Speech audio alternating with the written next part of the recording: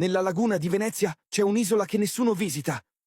Non perché sia vietato, ma perché chi ci è entrato non ne parla volentieri. Si chiama Poveglia.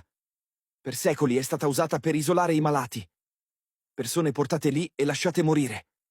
Si dice che il terreno dell'isola non sia più terra, ma cenere, ossa e calce. Negli anni 90 un uomo decise di passarci una notte.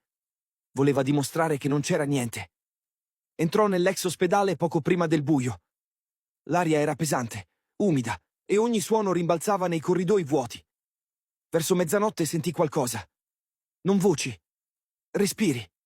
Provenivano dalle stanze chiuse, come se qualcuno stesse dormendo lì dentro. Poi iniziarono i passi. Lenti, strisciati. Quando accese la torcia vide segni sul pavimento, come unghie trascinate. Salì sulla torre per prendere aria. Da lì la laguna era immobile. Troppo immobile. Disse che in quel momento capì una cosa. Poveglia non trattiene i morti. Li mescola.